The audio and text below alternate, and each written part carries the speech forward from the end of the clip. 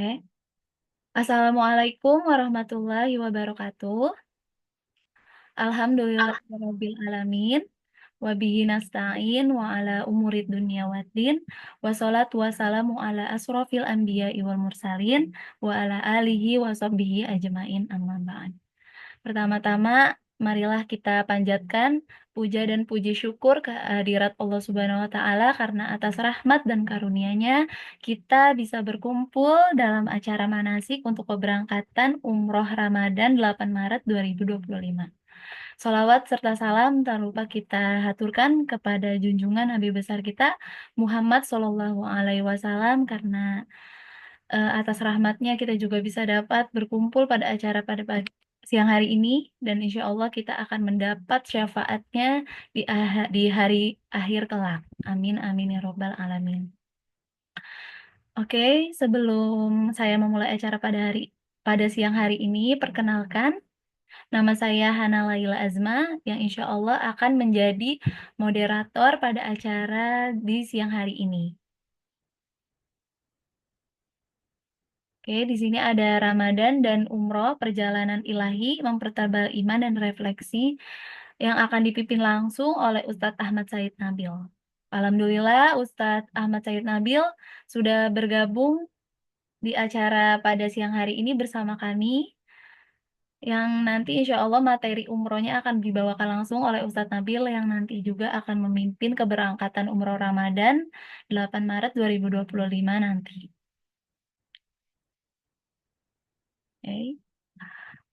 Sebelum kita memulai acara pada siang hari ini, alangkah baiknya kita membaca basmalah bersama-sama. Bismillahirrahmanirrahim. Hana akan membacakan agenda manasik pada hari ini, yaitu nanti ada itinerary perjalanan yang insya Allah akan dibawakan langsung oleh Hana. Dan yang kedua ada manasik umroh, penjelasan detail tentang umroh dan tata cara pelaksanaannya yang insya Allah akan dibawakan oleh Ustadz Nabil. Dan yang terakhir, yang ketiga, ada Q&A. Jadi sesi tanya jawab ini nanti bisa Bapak Ibu tanyakan melalui kolom chat yang tersedia dan Bapak Ibu yang ingin bertanya langsung bisa banget nanti bisa mengaktifkan kamera dan audionya supaya bisa bertanya langsung oleh Ustadz Nabil. Langsung aja kita mulai acara pada malam hari ini. Yang pertama ada itinerary perjalanan. Ini hari pertama 7 Maret 2025, kita akan berkumpul di Bandara Soekarno-Hatta, Terminal 3, Gate 1, Restoran Pepper Lunch, jam 8 malam. Jadi diharapkan kepada Bapak Ibu jamaah ahlam sekalian untuk datang tepat waktu di tanggal 7 Maret 2025, tepatnya di jam 8 malam. Jadi nanti kita akan ada makan malam di Restoran Pepper Lunch, sekalian briefing oleh Ustadz Nabil. Dan kemudian kita akan ada proses bagasi, ada proses boarding, check-in, yang insya Allah akan memakan waktu yang cukup lama. Jadi diharapkan untuk Bapak Ibu jamaah sekalian untuk datang tepat waktu di Bandara Soekarno-Hatta, tepatnya Terminal 3, Restoran Pepper Lunch, Gate 1. Oke, selanjutnya hari kedua, 8 Maret, kita akan berangkat dari Jakarta menuju Dubai itu jam 12:15. Jadi ini kita untuk flightnya dini hari ya Bapak Ibu, jam 00:15.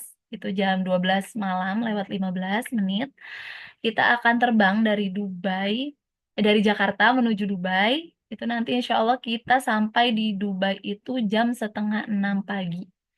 Setelah kita sampai dari Dubai, transit kurang lebih 2 jam, kita akan melanjutkan perjalanan dari Dubai menuju Jeddah itu jam 7:05 dan insya Allah kita akan menuju Jeddah dan insya Allah akan sampai Jeddah itu di jam 9 pagi. Jadi setibanya di Jeddah nanti jamaah akan langsung ditransfer ke Hotel Madinah menggunakan bus AC. Jadi nanti ketika Bapak Ibu landing di Jeddah itu nanti sudah ada bus yang menunggu untuk kita berangkat dari Jeddah menuju Madinah menggunakan bus AC gitu. Jadi kita insya Allah akan menuju Jeddah ke Madinah itu sekitar 4 jam ya Bapak dan Ibu.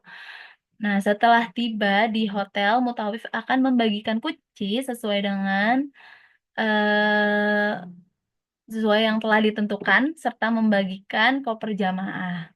Dan insya Allah kita akan langsung mengikuti kegiatan rutin sholat 5 waktu di Masjid Nabawi serta memperbanyak ibadah sunnah seperti iktikaf dan tadarus. Dan insya Allah nanti di tanggal 8 Maret kita juga bisa, Bapak Ibu bisa langsung merasakan sholat tarawih bersama di Masjid Nabawi, insya Allah. Oke, hari ketiga, 9 Maret 2025 kita akan ada Qiyamul Lail.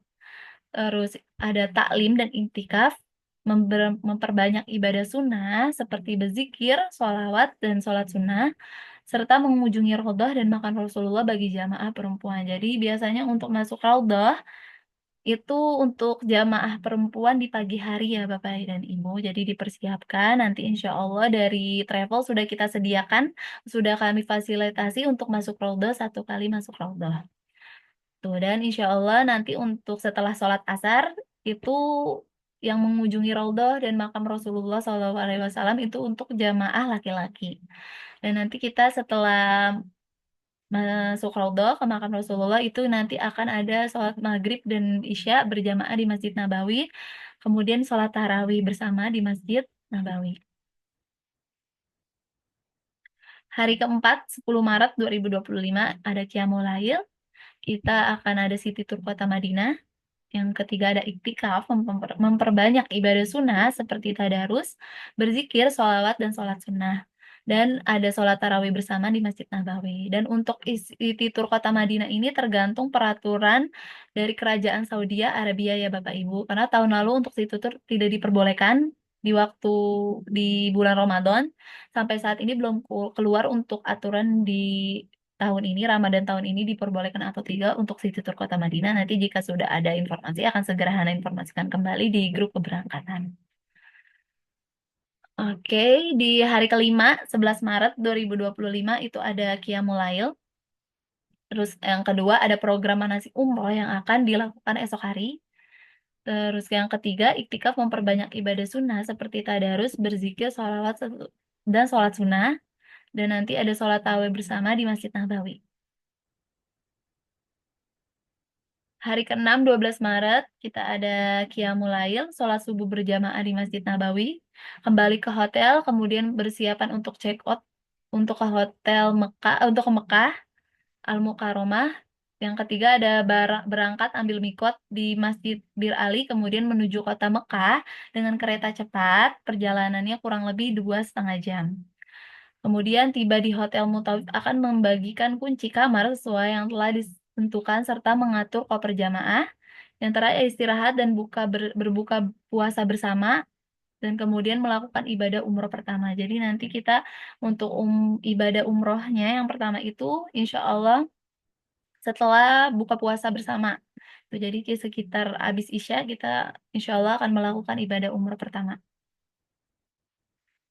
Oke, hari ke-7, 13 Maret 2025, mengikuti kegiatan rutin sholat 5 waktu di Masjidil Haram, serta memperbanyak ibadah sunnah, seperti tadarus Al-Quran, zikir, iktikaf, dan lain-lain. Dan yang di hari ke-7, 13 Maret, nanti ada acara bebas. Jadi untuk Bapak Ibu yang ingin mengeksplor kota Mekah, boleh banget. Jadi di tanggal 7, di hari ke-7, 13 Maret 2025, itu ada acara bebas.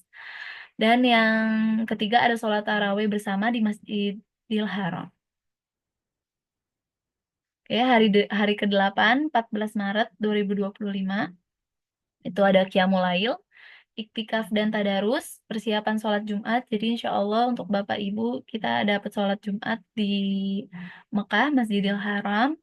Dan yang keempat, memperbanyak kegiatan ibadah wajib dan sunnah di Masjidil Haram. Yang terakhir ada sholat tarawih bersama. Hari ke-9, 15 Maret 2025, kita ada Qiyamul Lail, mengikuti kegiatan rutin sholat 5 waktu di Masjidil Haram serta memperbanyak ibadah sunnah. Terus ziarah ke tempat bersejarah di sekitar kota Mekah, antara lain ada Jabal Sur, Jabal Nur, Jabal Rahmah, Musdalifah, Mina. Semua tempat tersebut jamaah hanya melintas saja, tidak turun kecuali di Masjid Ji'rona. Ini kondisional aja ya Bapak Ibu, mengikuti peraturan yang berlaku di Saudi.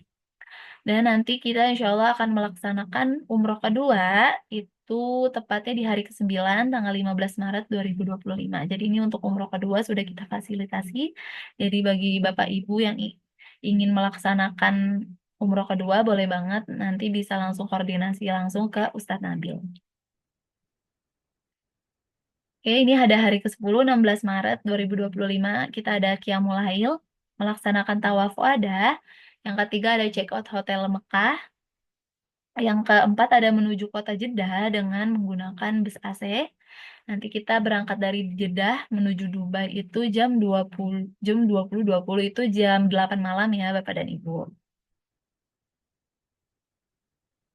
Ini ada hari ke-11 17 Maret 2025 kita akan melanjutkan perjalanan dari Dubai menuju Jakarta jam 4 sore. Jam 4.25 itu, mohon maaf, itu pagi ya, jam 4 pagi kita akan perjalanan dari Dubai menuju Jakarta itu jam 4 pagi. Insya Allah kita akan sampai Jakarta itu sore ya Bapak Ibu jam 15.40. Insya Allah kita sudah landing di Jakarta tanggal 17 Maret. Insya Allah kita akan tiba di Jakartanya sore hari jam 15.40. Jadi sudah selesai perjalanan umroh bersama Ahlam Travel. Semoga mendapatkan umroh yang mabrur. Amin. Jadi untuk 17 Maret 2025 kita insya Allah sudah sampai Jakarta kembali di jam 15.40. Oke, di sini ada perkiraan cuaca. Perkiraan cuaca di Mekah dan Madinah. Itu di bulan Maret ya Bapak Ibu ada di 17 derajat dan 31 derajat.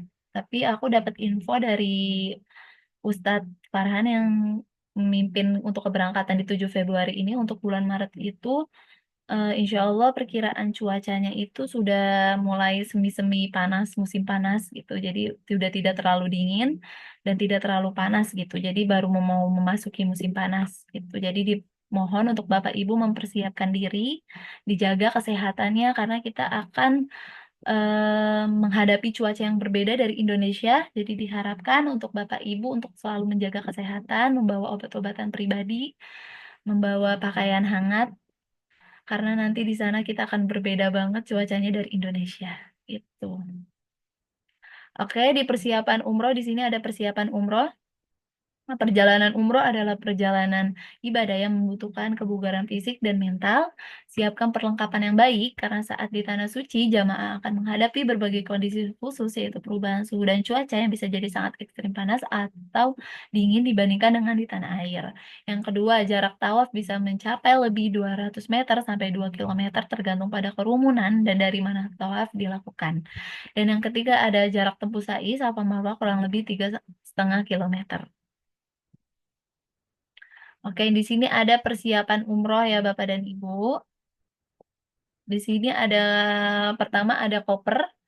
Koper cabin itu maksimal 20 inch dengan berat 7 kilo dan untuk koper bagasi maksimal 30 inch dengan berat 30 kilo. Yang ketiga ada obat pribadi dan obat umum. Ini boleh dibawa dari Indonesia untuk yang ada obat-obatan pribadi boleh banget. Obat pusing, batuk, anti nyeri otot, obat mabuk perjalanan boleh banget disediakan dibawa. Dan yang ketiga ada multivitamin. Yang keempat baju hangat, ada masker, hand sanitizer, payung, topi, kacamata hitam, krim, sunscreen, and lip balm itu boleh banget dibawa. Yang itu kemudian ada tas ransel sendal, botol minum kecil 150 ml untuk air zam-zam atau botol spray wudhu. Kemudian ada tisu basah atau tisu kering, bantal leher, perlengkapan mandi, dan handuk travel. Kemudian untuk laki-laki jangan lupa untuk membawa sling bag, sabuk ihram, kain ihram, membawa gamis secukupnya, sendal umroh, kain sarung secukupnya, sorban secukupnya. Kemudian untuk perempuan jangan lupa untuk membawa kaos kaki secukupnya, mukena secukupnya, sandal umroh, kemudian membawa manset wanita secukupnya. Dan untuk dress code keberangkatan untuk Ahram Travel tidak ada baju travel. Jadi nanti biasanya untuk keberangkatan kita menggunakan dress code. Untuk laki-laki menggunakan gamis atau baju koko hitam. Dan untuk perempuan menggunakan gamis hitam dan kerudung coklat susu. Itu biasanya untuk keberangkatan kita menggunakan dress code. Jadi untuk perempuan menggunakan gamis hitam dan kerudung coklat susu, dan untuk laki-laki menggunakan gamis hitam atau baju koko hitam. Oke, di sini ada tips umroh. Yang pertama, mendekatkan diri pada Allah Subhanahu wa Ta'ala, tingkatkan kegiatan ibadah kita sebelum berangkat umroh. Yang kedua, olahraga ringan untuk jaga kebugaran, bisa dengan berjalan kaki minimal seminggu 3 kali sebelum keberangkatan. Yang ketiga, membiasakan diri terkena sinar matahari atau berjemur paling 3 hingga 15 menit di pagi hari. Yang keempat, ada jaga pola makan, konsumsi makanan sehat, minum suplemen kesehatan, dan persiapkan obat-obatan pribadi. Yang kelima, hindari stres dengan menjaga pola hidup untuk tidak memforsir pekerjaan dan jangan lupa istirahat yang cukup. Jadi untuk Bapak dan Ibu dimohon untuk menjaga kesehatan dan diusahakan untuk olahraga, bisa berjalan kaki minimal seminggu 3 kali, karena di sana kita akan banyak berjalan kaki ya Bapak dan Ibu, jadi diharapkan untuk bisa berolahraga, berjalan kaki sebelum nanti berangkat, jadi nanti ketika di sana sudah terbiasa, dan semoga semuanya berjalan dengan lancar, sesuai dengan apa yang kita harapkan. Amin. Oke, alhamdulillah sudah selesai untuk itinerary perjalanan. Nanti jika Bapak Ibu ada yang kurang jelas atau ada yang ingin ditanyakan, nanti bisa langsung ditanyakan pada sesi tanya jawab. Bisa ditanyakan langsung atau di kolom chat ya Bapak dan Ibu, jika untuk itinerary perjalanannya kurang jelas atau ada yang ingin ditanyakan, boleh banget. Itu, dan alhamdulillah sudah selesai untuk itinerary perjalanan. Ini yang kedua, ada manasik umroh yang insya Allah akan dijelaskan langsung oleh Ustadz Nabil, dan alhamdulillah Ustadz Nabil juga sudah bergabung bersama kita semua dalam acara pada siang hari ini. Oke, ini Hana mau sapa-sapa Ustadz Nabil dulu. Assalamualaikum Ustadz. Waalaikumsalam, Kak Hana. Waalaikumsalam Ustadz. Gimana kabarnya Ustadz? Sehat? Alhamdulillah, Alhamdulillah sehat. sehat. Bapak Ibu, Assalamualaikum semuanya. Mudah-mudahan sehat walafiat. Amin, amin, amin. Oke, Ya, Ustadz, ini bisa langsung dimulai aja. ya. Oke, untuk Ustadz Nabil, waktu dan tempat dipersilakan. Bismillahirrahmanirrahim. Assalamualaikum warahmatullahi wabarakatuh. Alhamdulillah Rabbil Alamin. Wassalatu wassalamu ala sayyidil mursalin. Sayyidina wa maulana Muhammadin wa ala alihi wa sahbihi ajma'in amma ba'du. Rabbi shrah li sadri wa yassir li amri wahlul 'uqdatam min lisani yafqahu qawli subhanaka la ilma lana illa ma 'allamtana innaka antal alimul hakim. Bapak Ibu, calon-calon tamunya Allah Subhanahu wa taala yang mudah-mudahan hari ini semua kita selalu dalam keadaan sehat lahir batin, Allah panjangkan umur dalam taat ibadah, dalam iman Islam, dan kita bersyukur tiada henti-hentinya sampai detik ini Allah masih memberikan nikmat yang tidak bisa kita hitung banyaknya, nikmat iman, Islam, dan lain sebagainya. Semoga ini sebagai tanda cinta rahmat dari Allah Subhanahu wa taala kepada kita semua. Amin ya rabbal alamin. Salawat dan salam kita sampaikan kepada junjungan kita Nabi Muhammad SAW serta keluarga, sahabat dan para pengikut beliau.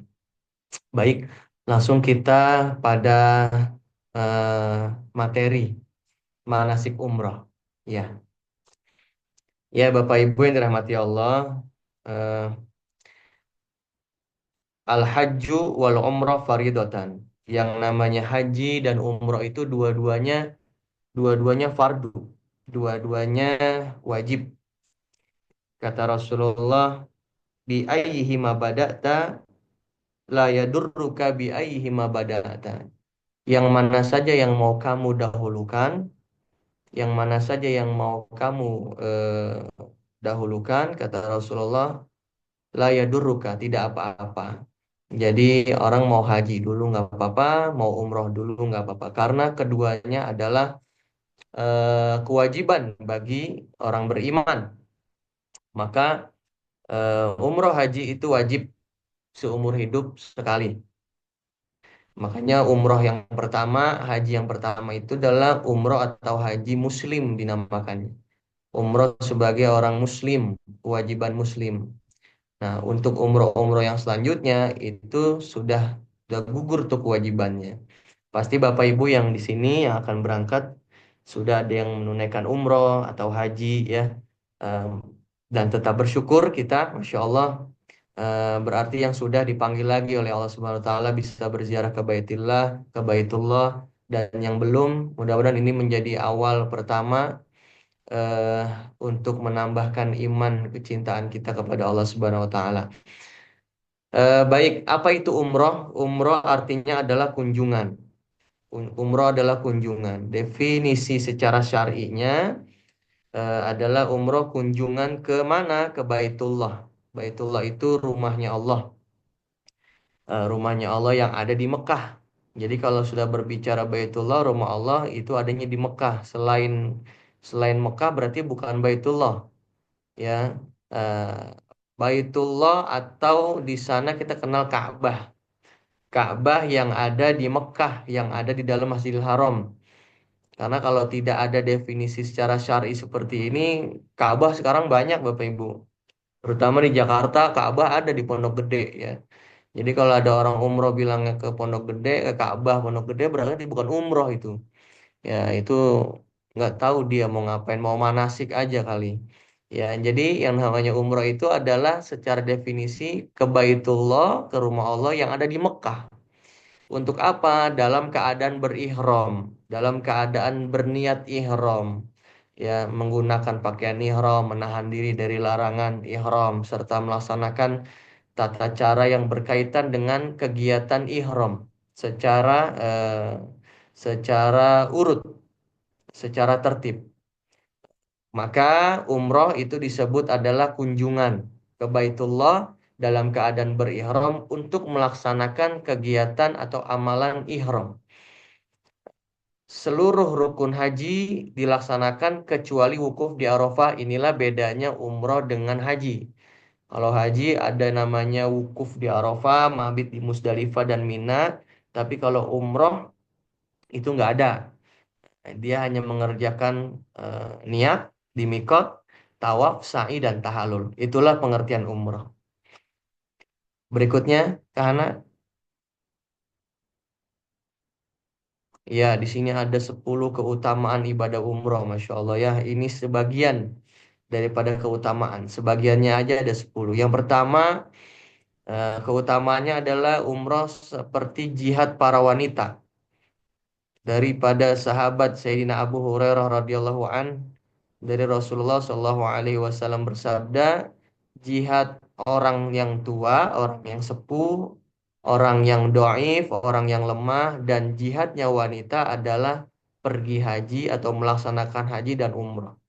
Karena zaman dahulu perempuan-perempuan itu tidak berjihad pergi perang. Orang-orang yang tua yang sudah sepuh itu tidak pergi berperang. Maka penggantinya kata Rasulullah, siapa yang mengerjakan haji dan umroh, pahalanya itu adalah jihad, sama seperti jihad. Masya Allah. Yang kedua, dihapuskan dosa-dosanya. Satu umroh kepada umroh yang lain, al umroh ilal umroh kafaratul lima bainahuma. Satu umroh kepada umroh yang lain adalah penghapusan dosa di antara keduanya, dan haji yang mabrur diterima itu tidak ada balasannya baginya selain surga. Jadi nanti ini sebenarnya hadis sedang menjelaskan daripada umroh satu ke umroh yang lain. Di alam nanti Bapak Ibu, kakak semuanya itu ada program umroh 2 kali yang kami fasilitasi. Ya, yang kedua nanti itu hitungannya adalah umroh sunnah tidak wajib. Sifatnya pun tidak diwajibkan bagi siapa yang ingin saja nanti di sana. Inilah muncul hadisnya, satu umroh ke umroh yang lain. Kita sudah mengerjakan umroh satu, lalu umroh yang kedua.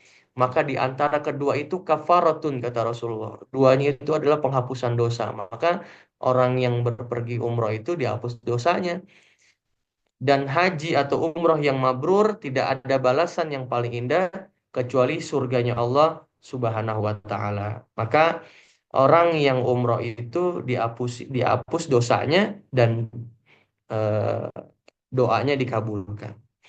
Yang ketiga, keutamaannya dijanjikan oleh Allah surga. Ya itu tadi ya, haji mabrur tidak ada balasan baginya melainkan hanya surga. Mereka bertanya, Nabi Allah, ya Rasulullah, apa itu haji yang mabrur?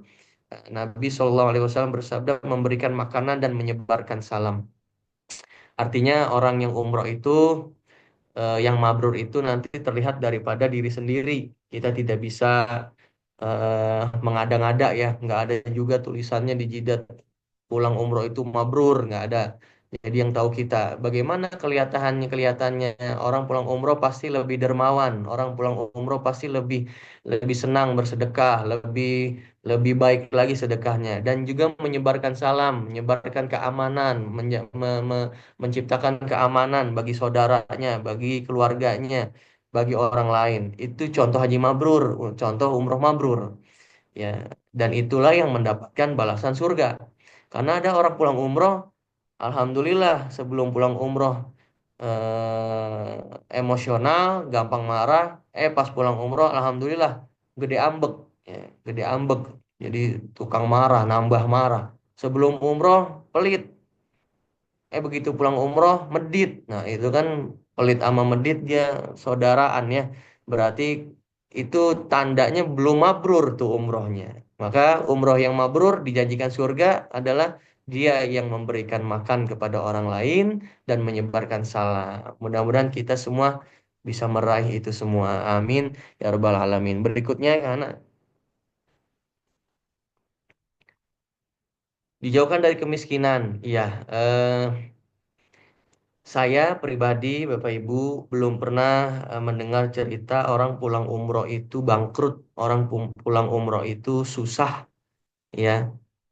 Orang pulang umroh itu sulit, enggak. Jadi yang ada yang saya pernah dengar adalah beberapa jamaah, alhamdulillah katanya hidupnya makin berkah, hidupnya makin cerah, usahanya makin lancar seperti itu. Dan itu memang udah janjinya Rasulullah yang berkata, janjinya Allah Subhanahu Wa Taala. Ya, orang pulang umroh pasti pasti hidupnya makin bahagia, pasti hatinya makin tenang, pasti hidupnya makin berkah. Ukuran nanti bahagianya, senangnya itu ya bisa diukur nanti ya. Nah, kalau ada yang nanya gini, aduh Ustaz, temen saya pulang umroh miskin, duitnya habis, bangkrut, ya kebahagiaan kan nggak dinilai dari rezeki itu bukan hanya duit saja ya Bapak Ibu ya. Eh, Padahal kesehatan, eh, keluarga yang sakinah mawadah warahmah, lingkungan yang baik, keluarga teman-teman yang baik, orang-orang beriman itu juga rezeki. Bahkan sebelum kita keluar dari mana-mana yang ada di dalam badan ini saja semua rezeki dari Allah. Ya masih bisa nafas, melihat, mendengar itu yang kadang kita lupa. Jadi ukuran rezeki orang itu bahagia itu kadang-kadang mentok di duit aja. Sehingga pulang umroh katanya nggak punya duit ya. Ya pantaslah, emang pantas dia mendapatkan itu karena ukurannya itu aja. Padahal iman Islam itu juga ya anugerah dari Allah Subhanahu Wa Taala. Maka husnuzon kepada Allah, percaya kepada Rasulullah, pulang umroh pasti tambah tambah sehat, tambah bahagia, tambah berkah. Mudah-mudahan kita semua mendapatkan apa yang dijanjikan oleh Allah dan disabdakan oleh Rasulullah ini. Amin ya rabbal alamin. Yang berikutnya doa para jamaah umroh selama di tanah suci akan dijabah oleh Allah. Iya, karena tempat mustajab itu waktu mustajab banyak, tapi tempat mustajab itu hanya ada di Mekah dan Madinah. Kalau yang sepakat ya disepakati oleh ulama dunia, ijma ulama, tempat yang mustajab itu yang benar-benar kelihatan mustajab dan disepakati yaitu di Mekah Madinah. Ya, makanya bagaimana tidak mustajab, bagaimana tidak diijabah, kita berdoa di tempat yang mustajab. Kalau waktu mustajab banyak, ya waktu mustajab banyak dan bisa kita di mana saja kita berdoa. Tapi kalau tempat mustajab itu adanya di sana. Bagaimana tidak diijabah oleh Allah, sedangkan kita berdoa di waktu mustajab dan di tempat mustajab di sana nanti. Udah gitu, masya Allah, alhamdulillah kita nanti berangkat di bulan Ramadan, ya udahnya tempatnya mustajab, waktu mustajab, Bulannya juga bulan mustajab. Ya, Futihat abwabul jannah, dibukanya pintu surga di bulan Ramadan. Masya Allah, beruntung, beruntung, beruntung orang yang bisa beribadah umroh di bulan Ramadan. Mudah-mudahan kita sampai nanti ke sana dalam keadaan sehat walafiat, berkah. Amin ya rabbal alamin. Berikutnya, anak memperoleh pahala sholat hingga 1.000 kali lipat. Iya, Salatun fi masjidi hadza, kata Rasulullah, siapa yang sholat di masjidku ini, yang dimaksudnya adalah Masjid Nabawi, maka dia mendapatkan 1.000 pahala sholat dibanding sholat di tempat yang lain. Ya, satu rokaat di Indonesia di rumah kita itu pahalanya 1.000, apa namanya, satu rokaat di Masjid Nabawi, maksud saya pahalanya 1.000 kita sholat di rumah. Itu baru satu rokaat. Gimana dua rokaat? Gimana tiga rokaat, empat dan seterusnya? Dan kata Rasulullah, ilal masjidil haram, kecuali di Masjidil Haram. Kenapa Rasulullah di Masjidil Haram bukan 1.000 lagi, tapi 100.000 kali lipat. Jadi satu rokaat di Masjidil Haram 100.000 kali lipat di rumah kita. Dan Masya Allahnya tambah lagi di bulan Ramadan. Masya Allah ya. Makanya umroh Ramadan ini nanti di akhir saya mau sampaikan bahwa kita juga karena pahalanya besar, kemuliaannya juga besar dari Allah, kemuliaannya luar biasa, pasti juga tantangannya besar. Termasuk menghadapi ramainya banyaknya orang di sana. Seperti itu. Yang berikutnya adalah wafat saat umroh, pahalanya dicatat hingga hari kiamat. Dari sahabat Abu Hurairah radhiyallahu an, Rasulullah bersabda, barang siapa keluar dalam melaksanakan haji lalu ia meninggal, niscaya dicatat baginya pahala seorang haji hingga hari kiamat. Meninggalnya waktu haji di sana, tapi pahala hajinya terus ngalir. Nah, ini maksudnya. Barang siapa keluar dalam melaksanakan umroh lalu ia meninggal, niscaya dicatat baginya pahala seorang yang melaksanakan umroh sampai hari kiamat. Oh, meninggalnya waktu umroh. Umrohnya sudah sampai situ, tapi pahala umrohnya dicatat terus sampai hari kiamat. Inilah kemuliaannya orang yang meninggal wafat saat umroh. Cuman tetap Bapak Ibu ya, kakak semuanya, Mas, kita berdoanya supaya panjang umur di sana. Ya, berdoanya supaya sehat walafiat. Bagaimanapun sakit nggak enak. Bagaimanapun enaknya panjang umur dalam keadaan taat ibadah gitu. Karena eh, kalau mintanya mati di sana nanti udah nggak ada semangat lagi, ya. Prinsipnya orang beriman meninggal dimanapun yang penting husnul khotimah. Ya Allah biha, ya Allah biha, ya Allah bihusnil khotimah itu. Karena kalau ngomongin meninggal di Mekah, nggak semua orang juga apa namanya, orang mati di Mekah itu syahid. Kita harus ingat Abu Lahab meninggalnya di Mekah. Ya. Abu Lahab asli orang Mekah.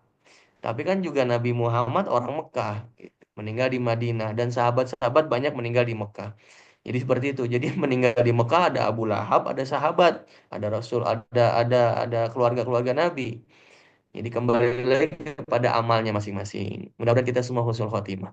Berikutnya, karena mempererat persaudaraan antar umat muslim ini udah pasti, ya. Sebelum banyak kita menghadapi orang-orang banyak di sana, kita nanti segrup dulu nih.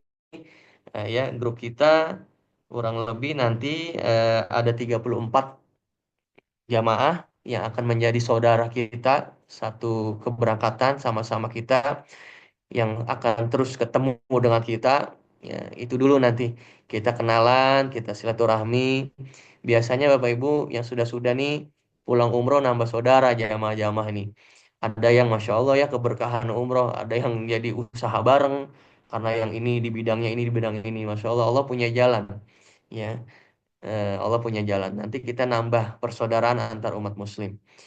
Yang berikutnya meningkatkan iman dan takwa. Udah pasti orang yang umrohnya mabrur sudah pasti imannya makin bagus, ibadahnya makin baik. Itu ciri orang yang umrohnya mabrur. Jadi meningkatkan iman dan takwa. Di sana pun nanti, Masya Allah, Subhanallah, kita melihat lingkungan di sekitar kita semua orang tujuannya ibadah semua. Tujuannya ibadah semua. Makanya kita pun terpacu ya melihat itu. Jadi semangat, semangat. Berikutnya, karena yang terakhir mengajari mana sabar. Iya, sabar di mananya kita harus sabar. Tapi untuk pergi umroh, sabarnya harus ditambah lagi. apalagi di bulan Ramadan, Masya Allah. Nanti jadwal-jadwal yang tadi kita yang sudah kahana itu tadi sudah jabarkan itu, nanti kita aplikasiannya di sana, Bapak Ibu. Secara apa namanya nyatanya nanti di sana. Bagaimana ngatur waktu ke masjid, teraweh, nggak mungkin kayak di sini azan isya baru jalan, nggak mungkin. Orang-orang itu mungkin bisa dari maghrib ya di masjid untuk sholat teraweh. Nah, seperti itu. Subuh juga sama karena ini bulan Ramadan. Mungkin kalau di luar Ramadan saya sudah dan kita sudah paham sekali tuh waktu-waktu yang kosong apa. Tapi di bulan Ramadan ini nanti kita lihat di sana ya bagaimana mengatur waktu itu di sana. Makan jam berapa, di resto jam berapa gitu. Dan ini semua membutuhkan waktu sabar, membutuhkan kesabaran.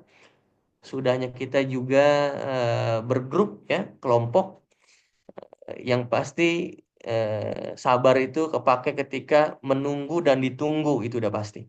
Menunggu dan ditunggu. Mudah-mudahan sini kelihatannya 34 jamaah ini kelihatan wajahnya semuanya sabar-sabar. Meskipun saya belum ngelihat sih wajahnya atu-atu ya. Tapi dari namanya nama-nama orang sabar ini. Mudah-mudahan amin ya rabbal alamin. Ya, berikutnya Kak Hana, syarat rukun dan wajib umrah. Syarat rukun dan wajib umrah. Ya. Jadi umrah itu ada tiga. Ada syarat, ada rukun, ada wajib. Syarat muslim, berakal, balik, mampu. Mudah-mudahan empat ini semua sudah memenuhi ya. Kita alhamdulillah semua orang muslim, berakal. Berakal itu kalau dalam fikih Islam bisa membedakan mana yang hak, mana yang batil, mana yang benar, mana yang tidak, mana kanan, mana kiri. Itu definisi orang berakal. Berikutnya adalah syaratnya balik. Balik itu dewasa, sudah mencukupi usianya. Mukallaf, yang sudah terbebani dengan kewajiban. Kewajiban sholat lima waktu, kewajiban haji, zakat, dan lain sebagainya. Wajib puasa. Berbeda dengan orang yang belum balik, Bapak Ibu. Yang belum balik itu tidak memenuhi syarat. Makanya umrohnya anak-anak kita, mungkin adik-adik kita yang masih di bawah usia balik itu adalah umroh tarbiyah bahasanya. Apa itu tarbiyah? Umroh tarbiyah itu adalah umroh pendidikan bagi mereka. Kita lagi ngasih pendidikan. Dan kata ulama, kalau nanti dia sudah pada besar, maka ada kewajiban untuk mengulang umrohnya. Ya, jadi umrohnya tarbiyah. Dan itu menjadi doa juga. Masih kecil saja sudah bisa berangkat ke sana, pasti sudah besarnya pun Allah akan panggil lagi karena Masya Allah ya itu menjadi doa. Yang berikutnya mampu ya manistatoa ilahi sabila, mampu secara fisik, finansial. Orang yang fisik maksudnya yang sudah tidak kuat bangun, tidak bisa jalan, tidak bisa berdiri, hanya bisa ya sudah lemah dalam keadaan sakit misalnya itu sudah tidak memenuhi syarat ya, dan juga mampu secara finansial. Mohon maaf, Bapak Ibu, Kakak, Mas semuanya tidak boleh umroh sampai ngejual rumah misalnya. Pulang umroh nggak punya rumah, nah ini yang nggak boleh.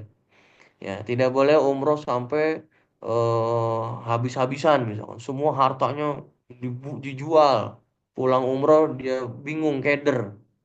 Keder, keder bahasa mana tuh keder ya? Bingung dia pulang umroh mau ke mana nih karena duit udah habis semua. Nggak boleh itu berarti belum mampu. Nah, itu pengertian mampu. Yang berikutnya adalah rukun. Rukun ada ihram, tawaf, sa'i, tahallul dan tartib. Inilah yang harus dikerjakan. Yang dimana kalau ada salah satu dari rukun ini tidak diamalkan, maka umrohnya tidak sah. Maka umrohnya tidak sah. Ya, rukun itu adalah harus kudu dikerjakan artinya. Dan yang ketiga adalah wajib berihram dari mikot. Mikot itu tempat kita mengambil niat umroh. Jadi niat itu nggak sembarangan di tempat, dimanapun nggak. Ada tempatnya namanya mikot. Nanti banyak mikot-mikot itu ada di Mekah itu ya, di perbatasan Mekah. Eh, jadi nanti kita mengenal banyak mikot di sana. Nggak boleh orang bermikot di sembarang tempat. Dan mikot ini adalah sifatnya wajib. Kalau tidak dikerjakan, umrohnya masih sah tapi mendapatkan dam. Seperti itu. Itu perbedaannya. Berikutnya, karena Prosesi ibadah umroh kurang lebih gambarannya seperti ini. Niat berihram atau niat berumroh di mikot. Lalu kita menuju tawaf mengelilingi Ka'bah di Masjidil Haram. Seketika itu nanti sebelum sa'i mengerjakan sa'i. Ya, ini rukun-rukunnya nih. Sehabis sa'i langsung kita langsung tahalul mencukur sebagian sedikit daripada rambut kita. Ini prosesi ibadah umroh. Terlihat simpel, tapi bisa jadi nggak simpel. Tapi bisa apa namanya kita berdoa mudah-mudahan sih bukan simpel-simpel yang penting mudah, lancar, berkah itu. Ya, karena kita tidak mengejar apa-apa. Nanti saya juga akan mengingatkan Bapak Ibu, kita nggak keburu-buru mau kemana-mana, nggak. Sampai di sana pokoknya mengalir aja kita umroh. Tawaf, sa'i. Kalau emang rame ya emang rame. Kalau nunggu sepi bukan di Ka'bah, bukan di Mekah Madinah, ya di kuburan sepi itu ya. Jadi kalau di sana pasti rame. Dan itu tadi ilmu sabarnya ya udah jalanin kita nanti di sana. Ya rame banget nih. Lah emang rame. Nah, kalau mau sepi ya nggak bisa di sana gitu. Di sana rame pasti berdesak-desakan. Tapi itu nanti kalau semuanya dijalani dengan nikmat, dengan sabar, dengan ya udah tulus aja gitu. Karena Bapak Ibu eh, sudah sampai di sana aja kita Masya Allah. Ya, berapa miliar orang kaum muslim yang pengen ke sana, apalagi di bulan Ramadan. Ya, pertama itu dulu yang harus disyukuri. Kalau itu sudah dipegang kuat-kuat, apapun keadaannya, bagaimanapun di sana nanti, itu nggak akan jadi masalah. Karena kita udah menginjakan kaki kita di tanah suci, di Mekah dan Madinah. Kalau itu sudah dipegang, insya Allah hati tenang, tidak gelisah, seperti itu. Berikutnya, anak. Makna ihram dari bahasa Arab yang asal katanya al-haram atau haram, terlarang atau tercegah. Kenapa? Ketika orang sudah berihram, maka larangan-larangan yang haram itu tidak boleh. Terutama bahkan bukan yang haram saja, yang dibolehkan saja itu menjadi tidak boleh. Sama seperti kita mengenal takbiratul ihram waktu sholat. Allahu Akbar. Takbir yang pertama atau mulainya kita sholat ada takbiratul ihram. Kenapa dinamakan takbir al-ihram? Karena setelah takbir itu yang halal pun tidak boleh. Nggak boleh orang setelah takbiratul ihram makan, ya ngopi, ngobrol, nggak boleh. Pasti dia harus menyelesaikan sholatnya dulu. Karena takbiratul ihram itu mencegah apa-apa yang dilarang, mencegah apa-apa yang tidak boleh. Sama seperti berihram atau ihram. Ketika sudah pakai kain ihram dan berniat untuk ihram, maka yang boleh pun ada larangannya. Seperti itu. Berikutnya karena sebelum ihram ya ada sunah-sunah ya. Disunahkan untuk mandi sunah ihram. Nanti kita laksanakannya di sana di hotel. Membersihkan badan, memotong kuku, menipiskan kumis, mencukur bulu ketiak, bulu kemaluan, ya memakai wangi-wangian di badan. Bagi laki-laki, perempuan, kalau saya mengambilnya dari para guru boleh saja tapi tidak berlebihan. Terutama misalkan deodoran dan sebagainya itu untuk supaya menjaga saja. Ya, karena kalau ihram umroh baunya kurang sedap juga kasihan yang kanan kiri. Ya, makanya menjaga saja, menjaga. Tapi yang nggak boleh itu satu botol dikecerotin semua, nah itu nggak boleh. Ya, emang kita mau kemana gitu ya. Jadi eh, sewajarnya saja memakai wewangian. Kemudian pakailah kain ihram. Sedang bagi wanita tidak ada pakaian khusus. Prinsipnya batnul kaf. Batnul kaf itu telapak tangan. Seperti kita sholat wajah lalu ini. Kalau pakaiannya terserah, tapi sunahnya putih. Laki-laki hanya dua helai kain ihram, nggak pakai daleman atau yang kita kenal jeroan. Nah, itu semua harus dilepas tawakal Allah, bertawakal kepada Allah. Hanya dua helai kain ihram. Seperti itu. Berikutnya, ihram dan niat. Sebelum berihram dianjurkan sholat sunnah 2 rakaat. Nanti kita laksanakannya itu di mikot, di masjid mikot, Bapak Ibu. Dan juga membaca istighfar, syahadat, sholawat. Ya, ini adalah ihram niat ya, niat. Bacaannya nawaitul umroh wa ahramtu biha lillahi ta'ala. Sebenarnya sampai situ saja cukup. Atau labbaika Allahumma bi umroh. Itu bisa juga. Jadi ada beberapa niat, terutama ini niatnya ada dua ya. Ini sebenarnya dua yang terpisah tapi bisa disatuin juga. Niat itu yang penting melafazkan dan hatinya hadir. Hadir artinya melafaz dan hatinya ikut. Nawaitul umrah wa ahramtu biha lillahi ta'ala labbaika Allahumma bi umrah. Aku niat melaksanakan umrah dan berihram karena Allah Subhanahu wa taala. Aku sambut panggilanmu ya Allah labbaika Allahumma untuk berumrah bi umrah. Niat ini kita akan baca sama-sama nanti di bis ketika sudah sholat sunnah ihram di mikot.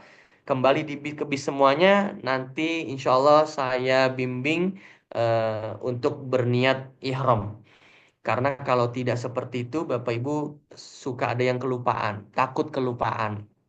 Jadi niatnya tenang saja, kita bersama-sama niatnya di dalam bis. Seperti itu. Berikutnya, anak.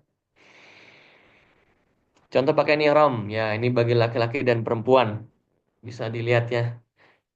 Ya, seperti ini. Kaifatal bisul ihram. Bagaimana caranya Anda memakai pakaian ihram. Ini ada tutorial sedikit.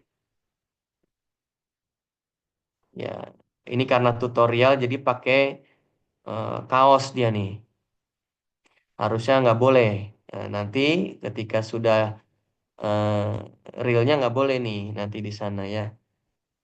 Aslinya tidak boleh. Tapi ini adalah salah satu cara Bapak ya.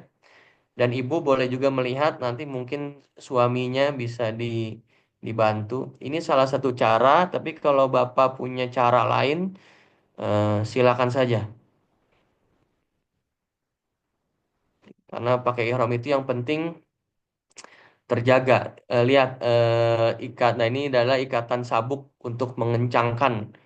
Karena kalau nggak pakai sabuk bisa berabeh, ya berabeh akan terjadi sesuatu yang tidak diinginkan. Nah, ini ihram. Jadi hal yang kedua, tangan kiri sebelah kiri itu lebih pendek daripada tangan kanan karena tekanannya untuk ke belakang seperti itu. Nanti kita latihan lagi Bapak ya, umroh manasik kedua di Madinah. Insya Allah kita praktek insya Allah. Nah, ini salah satu cara nanti bisa dilihat di YouTube atau di mana ya yang mudah saja. Yang mudah saja. Yang penting menutup aurat. Aurat laki-laki itu dari pusar, pusar ya, sampai ke dengkul atau lutut seperti itu. Berikutnya anak sunnah ihram, perbanyak membaca talbiyah dengan mengangkat suara bagi jamaah laki-laki. Ya, kita kenal nanti talbiyah, Bapak Ibu, kakak semuanya. Talbiyah itu bacaannya labbaika Allahumma labbaik, labbaika la syarika laka labbaik, innal hamda wan ni'mata laka wal mulk la syarika lak. Nanti juga insya Allah kita baca sama-sama di sana. Talbiyah itu bacaannya seperti ini. Kalau orang bicara, talbiyah talbiyah, maka bacaannya begini. Labbaik Allahumma labbaik, labbaik la syarika laka labbaik. Innal hamda wan ni'mata laka wal mulk la syarika lak. Nah, itu talbiyah namanya. Kalau tahlil itu, itu la ilaha illallah. Kalau tasbih itu subhanallah. Kalau tasbih dan tahmid itu tahmid alhamdulillah. Takbir itu Allahu Akbar. Itu adalah panggilan-panggilan sebutan zikir. Ya. Dan talbiyah itu ini labbaik Allahumma labbaik labbaik la syarika laka labbaik. Itulah talbiyah. Kita nanti baca disunahkan untuk perbanyak baca ini. Berikutnya larangan ihram menutup kepala dengan penutup apapun bagi laki-laki. Topi, kopiah, pet, apalagi kupluk. Bahkan ihramnya sendiri tidak boleh ia kuplukan gitu ke kepala itu akan dilarang. Ya tidak boleh. Mencukur rambut atau memotongnya walau sedikit, memotong kuku, tangan kaki, memakai wangian, memakai pakaian berjahit bagi laki-laki, membunuh binatang buruan darat, hubungan suami istri, melaksanakan akad nikah. Ya, inilah yang saya bilang tadi, ketika sudah ihram semuanya sudah terlarang. Padahal kalau kita lihat memotong kuku, mencukur rambut itu hal-hal yang mubah ya, boleh saja.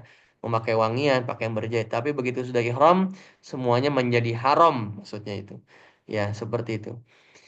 Berikutnya karena Tawaf. Nanti juga kita mengenal tawaf. Begitu niat dan sampai ke Masjidil Haram, masuk ke Ka'bah, kita tawaf. Apa itu? Salah satu amalan yang menentukan sah tidaknya amalan ibadah haji atau umrah seseorang. Tawaf ini adalah rukun. Kalau ditinggalkan, tidak dikerjakan, maka umrahnya tidak sah. Ya, seperti itu. Tawaf dalam ibadah haji atau umrah dilakukan dengan cara mengelilingi Ka'bah sebanyak 7 kali putaran. Ketika seorang hendak melakukan tawaf, ada ketentuan-ketentuan yang harus diikuti. Itulah pengertian tawaf, mengelilingi Ka'bah sebanyak 7 kali. Berikutnya karena ketentuannya yang pertama niat untuk melaksanakan tawaf. Ya, tapi ada ulama mengatakan bahwa orang yang umroh dari awal sudah berniat umroh, maka niat tawafnya itu sudah terhitung. Jadi tidak niat pun boleh, tapi niat pun ya nggak apa-apa. Nanti begitu sampai di masjid di depan Ka'bah, saya berniat untuk tawaf. Cukup begitu saja cukup. Atau niat lupa karena nggak apa-apa juga karena sudah terhitung dengan umrohnya. Tawaf dimulai dan diakhiri di Hajar Aswad. Ya nanti kita mengenal ada sudut Hajar Aswad atau rukun Hajar Aswad. Disitulah start dan finishnya tawaf. Berikutnya karena belum belum tadi ya. Maaf, balik. Ya, posisi Ka'bah berada di sebelah kiri orang yang bertawaf ya. Jadi apa ini namanya bahu kiri itu ada di Ka'bah. Ka'bahnya ada di bahu kiri kita. Jadi kita mengitar eh, Ka'bah di belah kiri. Orang yang hendak bertawaf harus suci dari hadas dan najis sebagaimana orang yang sholat. Jadi orang tawaf itu harus punya wudhu. Hmm, dan tidak boleh batal wudhu. Berikutnya, orang yang hendak bertawaf harus menutup aurat. Ya, makanya tadi bagaimana orang sholat, tawaf itu menutup aurat. Berikutnya karena ini ilustrasi tawaf ya. Kita lihat itu di nomor satu ada Hajar Aswad itu di sudut atau di rukun rukun Hajar Aswad namanya batu hitam. Yang kedua ada multazam. Multazam itu baina hajar wal bab. Jadi antara Hajar Aswad dan pintu Ka'bah itu di tengah-tengahnya ada multazam dan itu tempat yang mustajab juga Bapak Ibu ya. Yang ketiga ada pintu Ka'bah. Yang keempat ada Hijr Ismail. Di situ juga tempat yang dianjurkan untuk sholat, tapi sangat amat ramai. Terakhir masih untuk sholat di situ dibikin jadwal, artinya dibikin antrian. Ketika ada jadwal laki-laki, ada jadwal perempuan, dan itu sangat ramai sekali, sebagaimana Hajar Aswad. Berikutnya ada Rukun Yamani. Rukun Yamani itu di nomor 5. Sebelum ada ketemu Hajar Aswad nanti ada Rukun Yamani. Ya, antara Rukun Yamani dan Rukun Hajar Aswad itulah doa mustajab juga, tempat dan doa mustajab di situ. Yang berikutnya nomor 6 itu adalah makom Nabi Allah Ibrahim alaihissalam.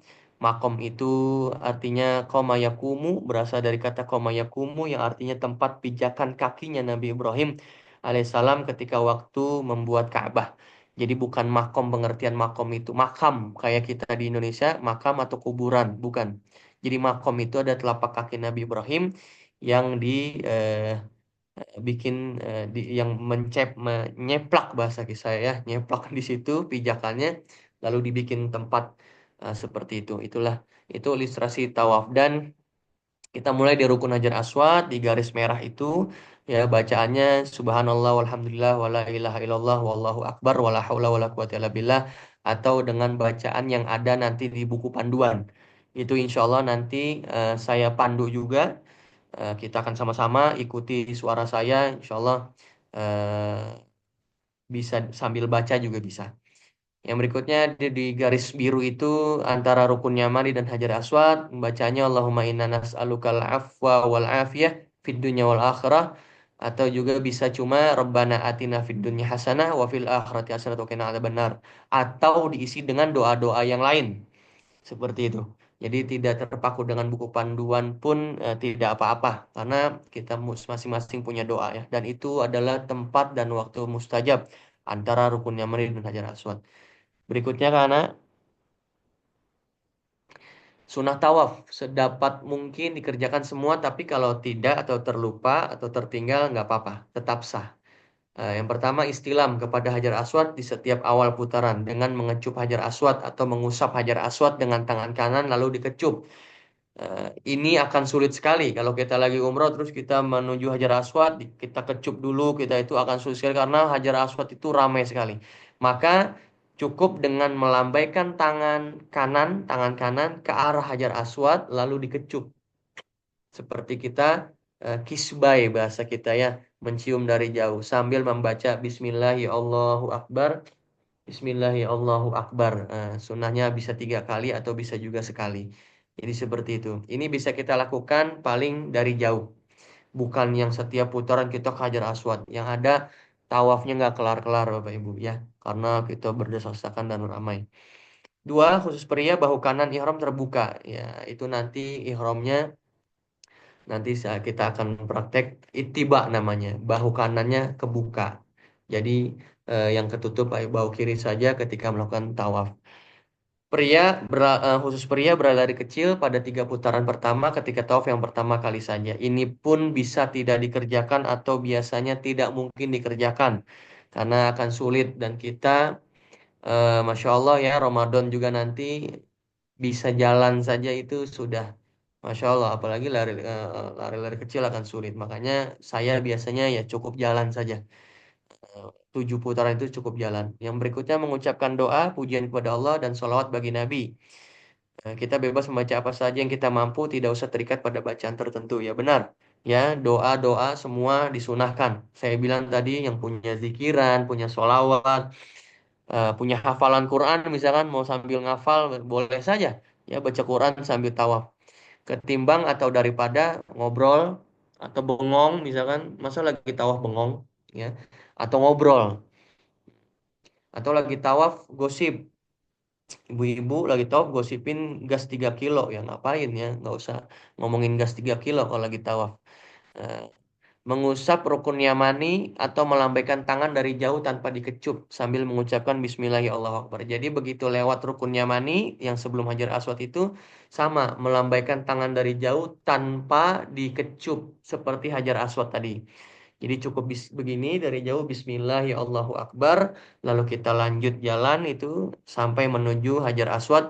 Baru Bismillahirrahmanirrahim dikecup. Bismillahirrahmanirrahim dikecup. Seperti itu. Ini adalah sunnah-sunnah tawaf. Berikutnya membaca Rabbana Atina fid dunya hasanah sampai akhir ya. Itu antara rukun Yamani dan Hajar Aswad atau doa-doa yang lain. Selesai 7 putaran, sholat sunnah 2 rakaat di sekitar makam Ibrahim atau di tempat yang nanti kita lihat secara kondisional nanti di sana Bapak Ibu. Di mana tempat yang nyaman, tempat yang enak, tempat yang mudah, tempat yang mungkin kita bisa sholat di sana.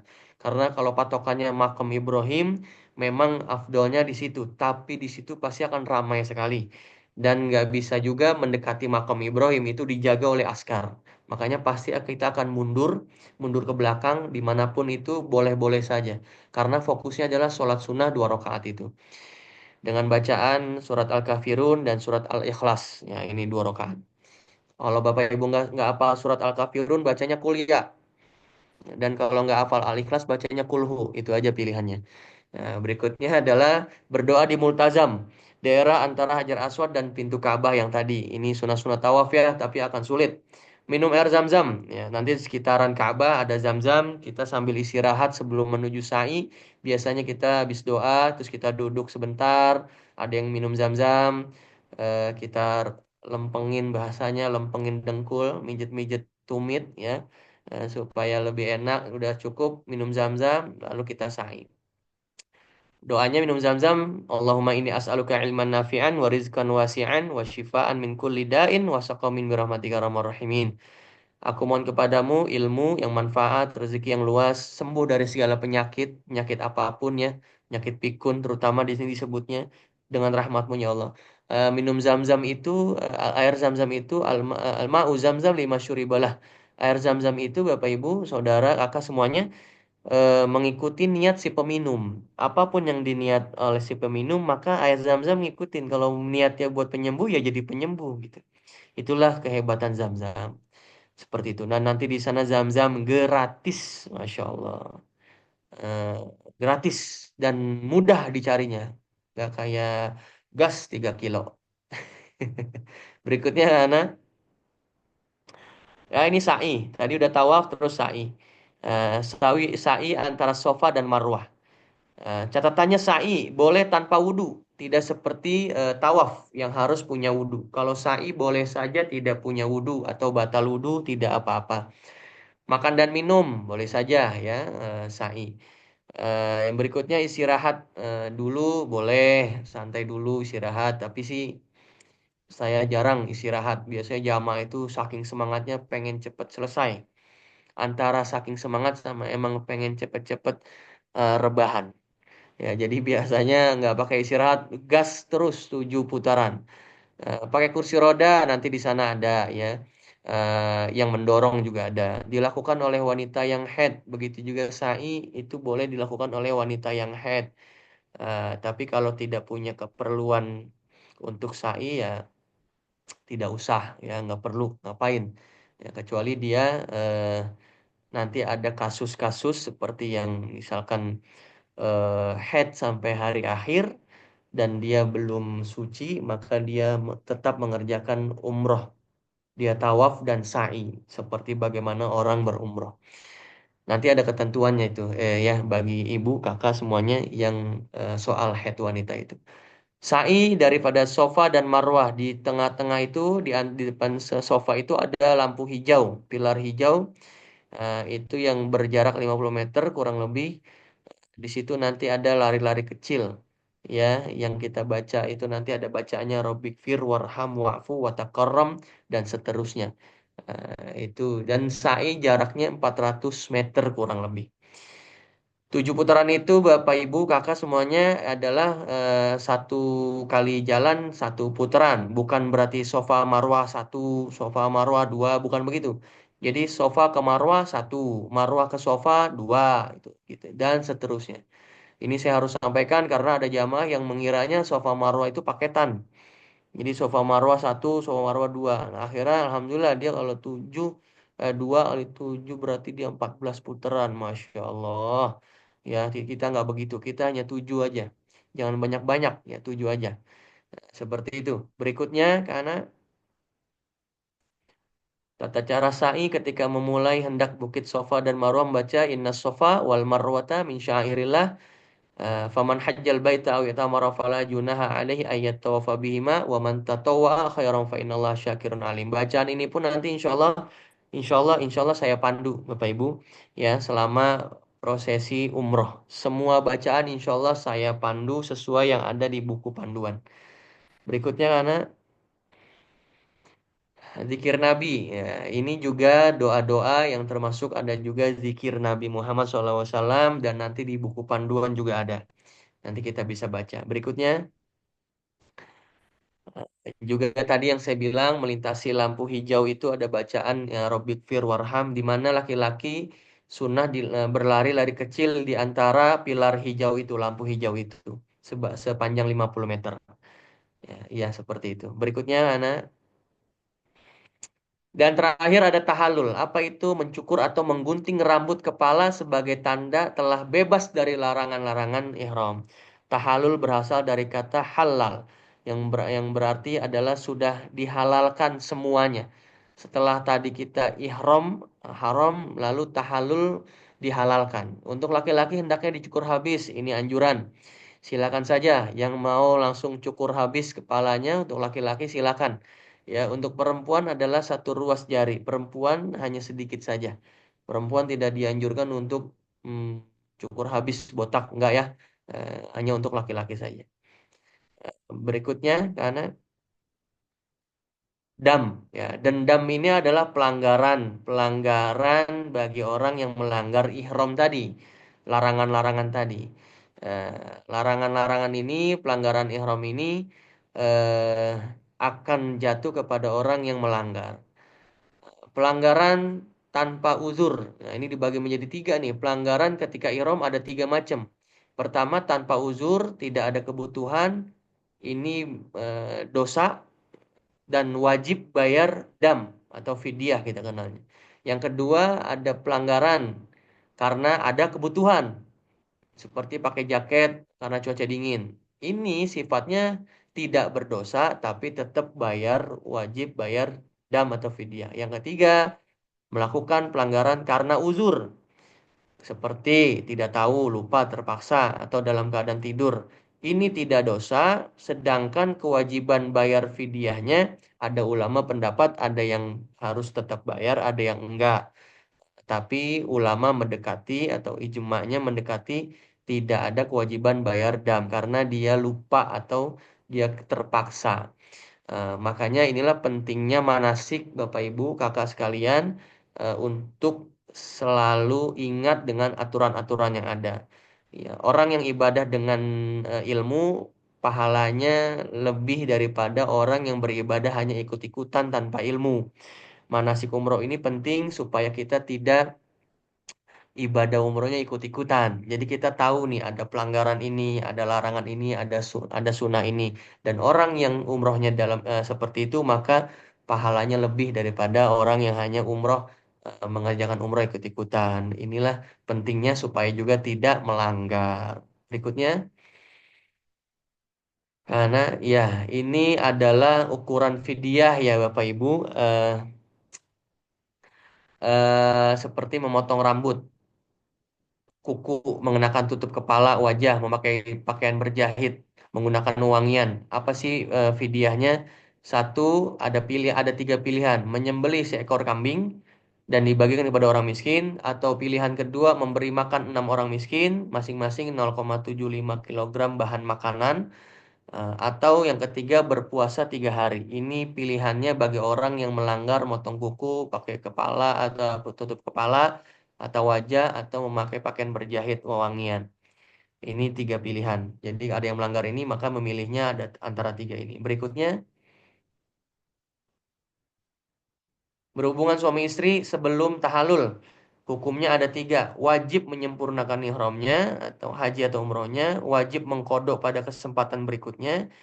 Yang ketiga, menyembelih seekor onta dan dibagikan kepada orang miskin. Tadi kambing, sekarang onta karena lebih berat berhubungan badan ya, suami istri. eh Ya, intinya adalah lebih berat daripada mencukur rambut tadi karena berat. Jadi ini semoga ini dihindari ya dan kita tidak ada yang melanggar. Berikutnya karena berburu binatang ya, lagi umroh lagi ihram dia mematikan binatang, seperti binatang kambing atau domba yang kadarnya seperti kambing atau domba. Pilihannya ada tiga: menyembelih binatang yang semisal dengan buruannya, lalu dibagikan ke orang miskin. Kedua, bersedekah dengan bahan makanan sama ya, 0,75 kilogram. Atau berpuasa beberapa hari sebanyak jumlah orang miskin yang bisa mendapat jatah sedekah makanannya. Masya Allah, agak berat ya. Namun jika makanan binatang buruannya tidak ada yang semisal, maka ada dua pilihan fidyah: bersedekah dengan 0,75 kilogram atau berpuasa beberapa hari sebanyak jumlah orang miskin. Ini pilihan ya, ini pilihan misalkan tidak ada binatang buruan yang semisal kepada yang dia buru. Berikutnya, bercumbu selain jima atau selain berhubungan badan, baik sampai keluar air mani ya maupun tidak. Pelanggaran ini tidak sampai membatalkan ihram. Batal ihramnya tidak batal, tapi wajib istighfar, taubat. Sebagian ulama wajib menyembelih kambing, boleh juga memberi makan orang miskin, atau berpuasa 3 hari. Namun sebagai bentuk hati-hatian sebaiknya menyembelih kambing. Ya ini pelanggaran juga. Berikutnya, ya tadi soal fidyah, dam tidak perlu terlalu dipikirkan Bapak Ibu. Kita fokus saja pada aturan yang ada. Mudah-mudahan semuanya dilancarkan, dimudahkan. Yang sudah-sudah, itu semua ada pelajarannya harus disampaikan, tapi biasanya tidak terjadi. Insya Allah tidak terjadi ya. Nggak usah Bapak misalkan Ibu, oh rambut nggak boleh rontok, ya nggak usah dicek-cek gitu.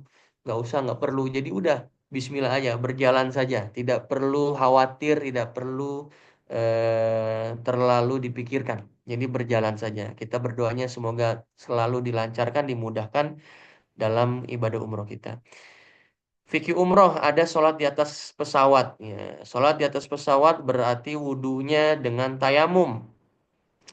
Bapak Ibu bisa melihat tata cara tayamum. Ya, ini diantaranya menutup telapak tangan ke soid atau ke tempat debu.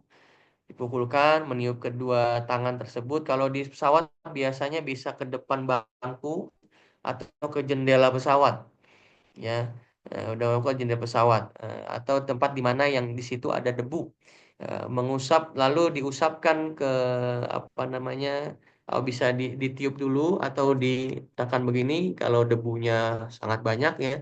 Lalu mengusap wajah sekali, diteruskan mengusap punggung atau telapak tangan dan telapak tangan sekali, seperti bagaimana orang berwudu.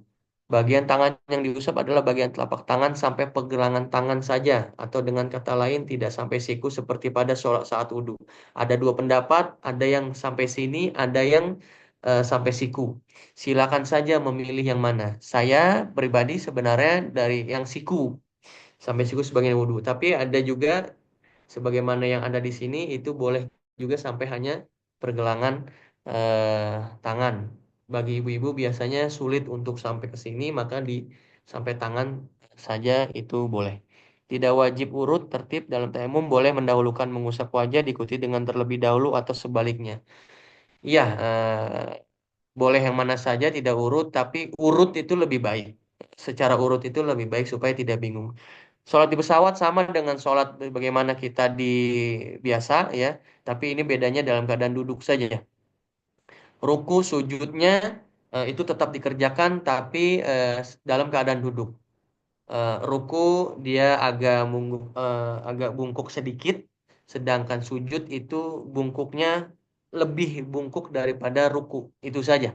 Ya, tasyahudnya sama, salamnya sama. Seperti itu. Berikutnya, anak. Nanti untuk sholat di pesawat, untuk tayamum, silakan Bapak Ibu cari referensi yang lebih jelas, mungkin bisa melihat atau mempelajari, atau mungkin memang sudah biasa, ya. Karena tayamum dan sholat di perjalanan ini jarang kita lakukan, karena kita memang selalu sholat dalam keadaan jahis, ya, ready. Maksud saya dalam keadaan siap, tidak dalam perjalanan. Kecuali yang Bapak Ibu yang kerjanya, tugasnya selalu dalam perjalanan, gitu. Jama dan kosor. Nah, ini juga nanti akan kepakai sekali selama kita umroh. Sholat jama dan kosor. Perjalanan jauh yang jaraknya 81 kilo atau lebih, kurang dari itu tidak dianggap sebagai perjalanan yang membolehkan sholat kosor atau jama. Perjalanan yang dilakukan memiliki destinasi dan tujuan tertentu, tidak termasuk seseorang berangkat tanpa tujuan. Perjalanan tersebut tidak bertujuan maksiat. Tiga syarat ini harus ada untuk melaksanakan jama dan kosor. Insya Allah umroh itu sudah masuk syarat sekali, ya, karena jauh, ya, kita destinasinya jelas dan tujuannya untuk ibadah. Berikutnya, ya Bapak Ibu, jama itu adalah menggabung, artinya menggabung dua waktu sholat.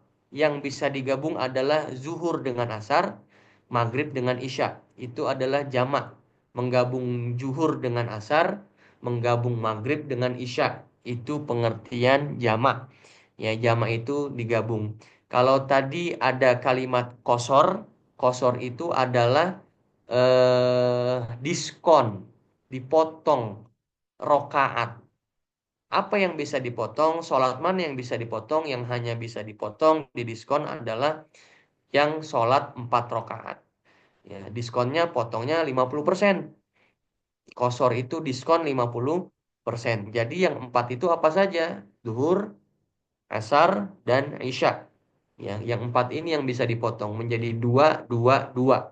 Itu pengertian kosor. Ya, kalau jama itu menggabung sholat. Zuhur dengan asar, maghrib dengan isya. Ketentuannya seperti itu. Tidak boleh gabung asar dengan maghrib, isya dengan zuhur. Nggak ada yang jamak begitu. Atau zuhur dengan maghrib misalkan gitu. Nggak. Yang digabung adalah zuhur dengan asar, maghrib dengan isya. Dan juga nanti kita mengenal ada jamak takdim dan jamak takhir. Nah, ini melaksanakan dua sholat yang dijama pada waktu sholat yang pertama. Misalkan menjama sholat zuhur dan asar pada waktu zuhur. Menggabungkan sholat antara zuhur dengan asar. Tapi dikerjainnya di waktu zuhur. Asarnya di waktu zuhur. dikerjainnya, dua-duanya digabung, maka ini dinamainya takdim. Kalau sebaliknya, sholat duhur di waktu asar, jadi digabungnya sama asar, maka ini dinamainya takhir. Yang paling gampang, takdim itu dimajukan, menarik sholat yang belum waktunya. Kalau takhir, mengakhirkan sholat yang udah waktunya. Ya, zuhurnya kita kerjain di asar. Gitu. Begitu lagi perjalanan, wah tanggung nih. Kalau kita berhenti sholat duhur, waktunya nggak cukup. Maka udah kita takhir aja zuhurnya di asar. Itu namanya jamat takhir. Tapi kalau ibu, bapak, kakak semua berhenti di rest area, mengerjakan duhur, lalu ada yang mengatakan nyeletuk, kita asar di sini ya, karena kita nanti nggak berhenti lagi. Nah, berarti itu namanya jamak takdim, asarnya dimajukan, asarnya ditarik. Nah, jamak takdim. Kerjainnya 4 duhur, 4 asar. Kalau pakai tadi yang kosor, maka didiskon. Yang zuhurnya jadi 2, yang asarnya jadi 2. Nah, jadi zuhurnya 2, asarnya 2. Maka ini dinamakan jama takdim, jama kosor takdim. Jama kosor takdim. Nah, jadi jangan bingung apa itu jama, apa itu takdim, apa itu kosor. Jadi jama kosor takdim. Kalau nggak pakai kosor berarti 4-4. Jama takdim aja berarti 4-4. Juhurnya 4, asarnya 4.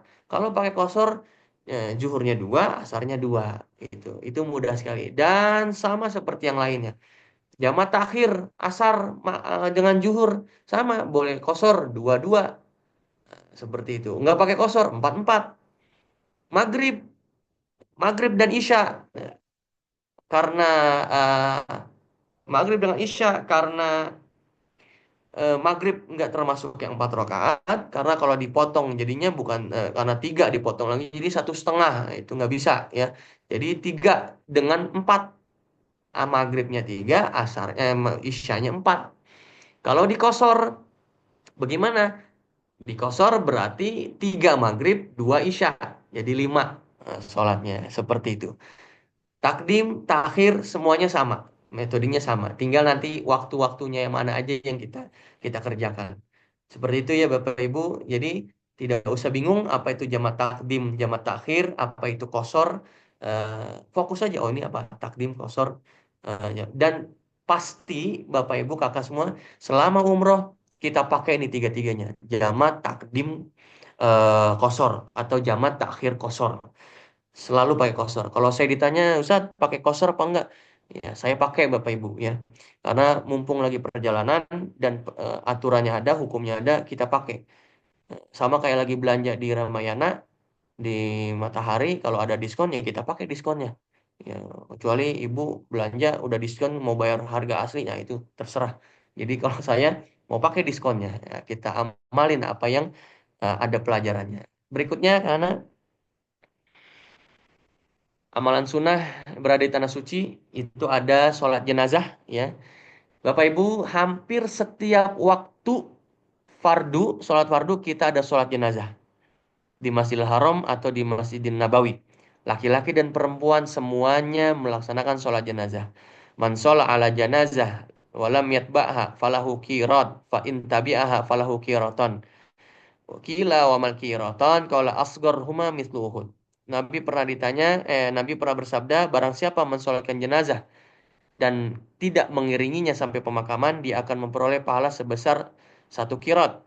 Tapi kalau dia mengiringinya, sholat dan mengiringinya sampai pemakaman, dia mendapatkan 2 qirat. Ditanya oleh sahabat, apa itu qirat ya Rasulullah? Beliau menjawab, apa itu 2 qirat ya Rasulullah? Beliau pun menjawab, yang terkecil qirat itu seperti gunung Uhud. Padahal gunung Uhud itu gunung terbesar yang ada di Madinah. Masya Allah, sholat jenazah pahalanya paling kecil aja segede gunung kata Nabi. Dan menyolatinya di Masjid Nabawi, sholatnya di Masjidil Haram. Pasti mereka yang wafat dan insya Allah pasti mereka yang disolatkan di Masjidil Nabawi, Masjidil Haram, dosanya diampuni. Kata Rasulullah, man sholat ala magfurin gufralahu. Siapa yang menyolati jenazah yang sudah diampuni, maka yang sholat pun diampuni. Setiap waktu, insya Allah kita sholat jenazah di sana. Dan usahakan kita selalu sholat jenazah sehabis sholat fardu. Biasanya assalamualaikum, assalamualaikum, assalamualaikum warahmatullah, assalamualaikum warahmatullah. Kita bangun lagi sholat jenazah. Seperti itu. Berikutnya mana? Ini tata cara sholat jenazah ya, bisa dilihat, bisa dipelajari Bapak Ibu. 4 kali takbir, niat takbir pertama eh, dan niat ya, membaca Fatihah, takbir kedua membaca sholawat, takbir ketiga membaca doa, takbir keempat juga ada doa juga. Lalu salam. Seperti itu. Doanya bisa dilihat, bisa dihafali dari sekarang atau kalau sudah hafal, alhamdulillah ya. Kalau belum bisa coba dihafal dari sekarang supaya nanti kita bisa melaksanakan sholat jenazah. Berikutnya karena amalan sunnah berada di tanah suci, sujud tilawah. Ya ini bisa terjadi ya Bapak Ibu. Apa itu sujud tilawah? Ibadah sunnah berupa sujud yang dilakukan karena membaca atau mendengarkan ayat sajadah dari Al-Quran. Ibadah ini sering dilakukan oleh seorang muslim pada saat mereka mendengar atau membaca Al-Quran dan menemukan ayat-ayat sajadah. Ayat sajadah itu kalau di Quran Indonesia, di akhir ayatnya ada tulisan, ada gambar sejadah. Itulah ayat sejadah. Ya, kalau menemukan ayat itu, maka dia harus sujud, tilawah, dan membaca doa. Eh, dan di sana, di Masjidil Haram, Masjid Nabawi, biasanya imam itu membaca ayat sajadah di waktu subuh hari Jumat. Ingat nih, waktu subuh hari Jumat. Jadi begitu lagi berdiri, begitu baca Fatihah, ghairil maghdubi alaihim waladdallin, amin. Lalu imam tuh baca ayat sajadah. Di tengah-tengah, begitu tengah-tengah ketemu ayat sajadah itu, imam tuh langsung sujud. Allahu Akbar. Askar-askar itu biasanya ngingetin tuh. Sujud, sujud, sujud gitu. Jadi ibu bapak eh, disuruh sujud itu di Mekah Madinah doang sama askar. Sujud, sujud, sujud. Karena pada bingung. Pada ruku, padahal imam itu sujud. Kita nggak bisa ngeliat imam, imam jauh. Itulah namanya sujud tilawah. Hari Jumat subuh biasanya. Nah, bacaannya sajada wajhi lilladzi khalaqahu wa sawwarahu wa syaqqa sam'ahu wa basarahu tabarakallahu ahsanul khaliqin. Alhamdulillah rada panjang ya. Kalau emang susah, subhanallah walhamdulillah wala ilaha illallah wallahu akbar itu juga bisa. Seperti itu. Berikutnya selesai sudah. Alhamdulillah. Oh, 14.15 ya. Mohon maaf kelebihan 15 menit. Enggak apa Ustaz. Ya, seperti itu Bapak Ibu, Kakak semuanya. Eh, Lebih detailnya, lebih jelasnya lagi nanti insya Allah bisa sekarang melalui pertanyaan atau bisa nanti japri. Nomor saya ada di grup, nanti saya chat grup. Atau nanti bisa juga setelah di sana kita juga nanti ada apa namanya pemantapan di manasik kedua ketika di Madinah sebelum kita check out dari Madinah menuju ke Mekah. Seperti itu. Terima kasih. Silakan Kak Hana. Saya terima kasih Ustaz Nabil atas ilmunya, atas kesempatannya. Untuk Bapak Ibu yang ingin langsung bertanya kepada Ustadz Nabil, boleh langsung di kolom chat atau yang mau bertanya langsung bisa aktifkan audio dan kameranya. Kita ada waktu untuk sesi tanya jawab langsung sama Ustadz Nabil. Jadi untuk Bapak Ibu yang ada pertanyaan, mungkin ada yang belum paham untuk itinerary atau materi umrohnya bisa langsung ditanyakan kepada Ustadz Nabil. Mungkin belum keinget kali nih Ustadz mau nanya apa, nanti bisa langsung PC Ustadz Nabil ya, atau bisa bertanya langsung di grup.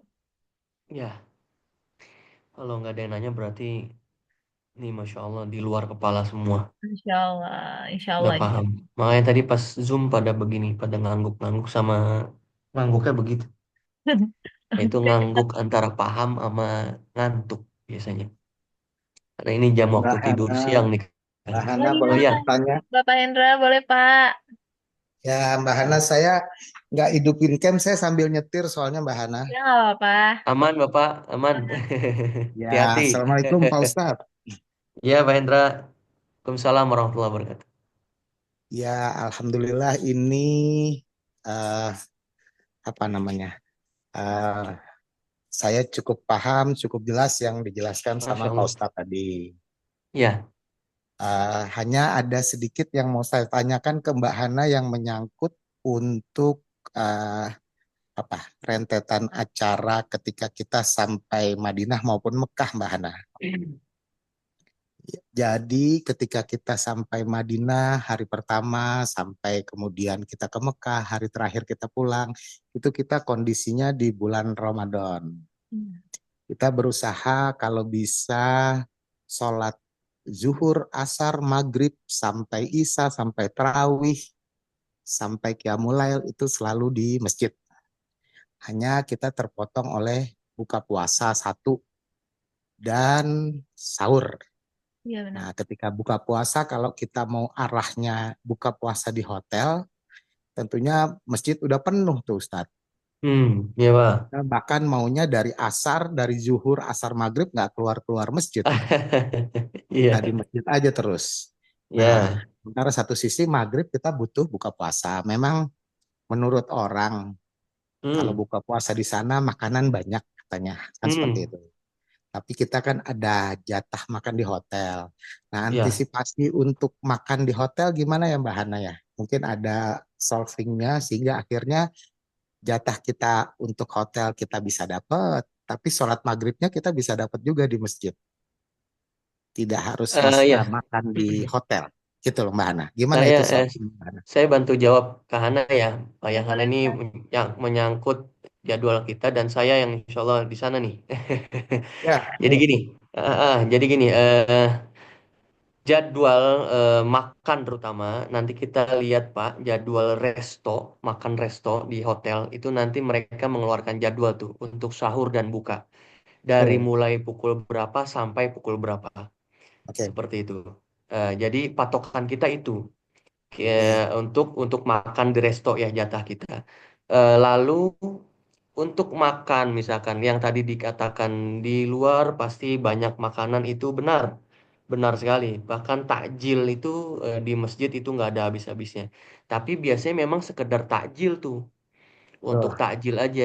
Adapun misalkan kebab, makan makanan yang dibagikan di jalan itu bisa ada bisa bisa nemu bisa enggak maksud saya. ya, Tapi yang sudah jelas, yang benar Pak Hendra katakan, udah jelas jatah kita yang itu yang ada ya ada yang adalah yang di hotel, resto hotel. Jadi untuk mengantisipasi itu semua, memang tadi tuh Pak kita harus paham betul waktu, kita atur nanti waktu. Ya semuanya pengen ke masjid dan selalu pengen di masjid. Dan tadi saya bilang di awal, waktu Ramadan ini tidak kalau mungkin di luar Ramadan kita bisa atur nih waktu makan gitu. Di Ramadan ini, Masya Allah, asar jam berapa kita mungkin bisa sejam kurang harus sudah di sana. Gitu. Maghrib juga seperti itu, Isya juga seperti itu. Maka kita nanti yang mengatur sendiri tuh Pak waktu. Kalau pengen makan di resto hotel, kita lihat nanti sampai jam berapa sampai jam berapanya. Karena kalau resto hotel biasanya sudah melewati waktunya, mereka juga pasti sudah bebenah tuh. Misalkan begini, saya paham sekali. Buka maghrib kita sedang ada di maghrib, takjil di maghrib di masjid maksud saya. Lalu pengen lanjut terawih, karena kalau pulang dulu udah pasti balik untuk terawih itu udah pasti penuh. Nanti kita lihat Pak, habis terawih jam berapa selesai terawih dan waktu resto itu sampai jam berapa makan malam itu buka itu. Kalau misalkan jam itu masih oke sesuai terawih masih masih panjang itu memungkinkan bisa kita masih ada jatah makan setelah terawih makan besar maksudnya ya yang nasi dan sebagainya gitu.